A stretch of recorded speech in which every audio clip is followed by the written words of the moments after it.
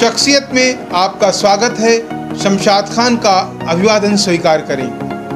अदाओं में नज़ाकत, गायकी में नफासत की मलिका ने अपने हुस्न और हुनर से हिंदी सिनेमा के इतिहास में एक नई इबारत लिखने वाली सुरैया का जन्म 15 जून 1929 को गुजरावाला पंजाब में हुआ था। वे अपने माता पिता की इकलौती संतान थी। उनका पूरा नाम सुरैया जमाल शेख था। सुरैया बहुत नाजों से पली थी।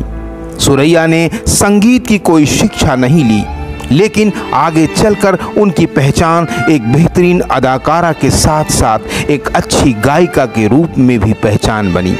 सुरैया ने अपने अभिनय और गायकी से हर कदम पर खुद को साबित किया। सुरैया के फिल्मी कैरियर की शुरुआत भी बड़े रोचक तरीके से हुई। मशहूर खलनायक ज़हूर सुरैया के चाचा थे। उनकी वजह से 1937 में उन्हें फिल्म उसने क्या सोचा में पहली बार बाल कलाकार के रूप में अभिनय करने का मौका मिला। 1941 में स्कूल की छुट्टियों के दौरान वे मोहन स्टूडियो में फिल्म ताजमहल की शूटिंग देखने गईं, तो निर्देशक नानू भाई वकील की नज़र उन पर पड़ी और उन्होंने सुरैया को एक ही नज़र में मुमताज़ महल के बचपन के रोल के लिए चुन लिया।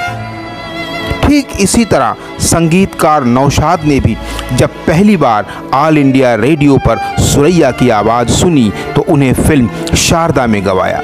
1947 में भारत की आज़ादी के बाद नूरजहां और खुर्शीद बानो तो पाकिस्तान चली गईं, लेकिन सुरैया यहीं रहीं।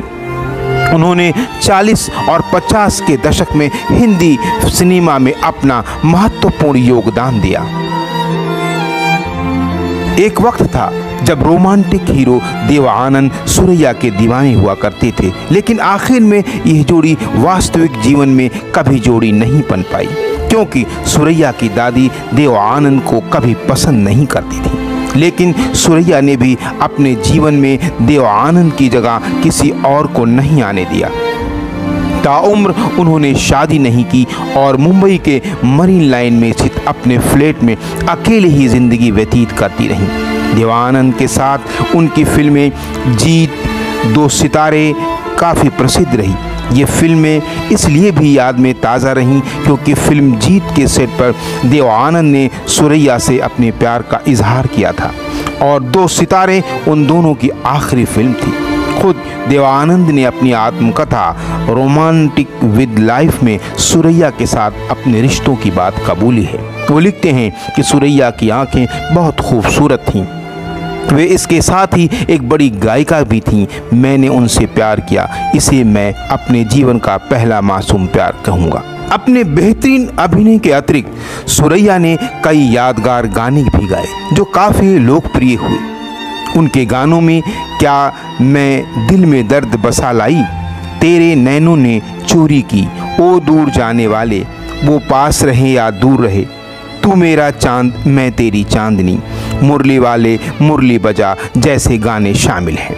1948 से 1951 तक केवल 3 साल के दौरान सुरैया ने एक ऐसी कलाकार थीं जिन्होंने बॉलीवुड को सबसे ज़्यादा पारिश्रमिक दिया जाता था। हिंदी फिल्मों में 40 से 50 का दशक सुरैया के नाम से कहा जा सकता है। उनकी लोकप्रियता का आलम यह था कि उनकी एक झलक पाने के लिए उनके प्रशंसक मुंबई में उनके फ्लैट के सामने घंटों खड़े रहते थे और यातायात जाम हो जाता था।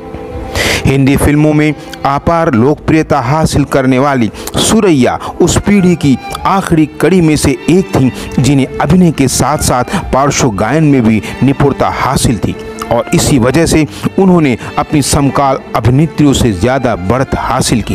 भारत के प्रधानमंत्री जवाहरलाल नेहरू ने भी सुरैया की महानता के बारे में कहा था कि उन्होंने मिर्ज़ा गालिब की शायरी को आवाज़ देकर उनकी आत्मा को अमर बना दिया।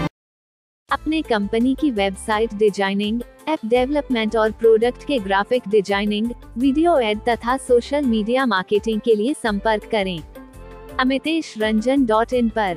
ऐप प्ले स्टोर पर उपलब्ध। इस महान अभिनेत्री की फिल्में थीं शमा, मिर्ज़ा गालिब, दो सितारे, खिलाड़ी, सनम, कमल के फूल, शायर, जीत, विद्या, अनमोल घड़ी, हमारी बात। इस महान अभिनेत्री ने 31 जनवरी 2004 को मुंबई में इस दुनिया को अलविदा कह दिया।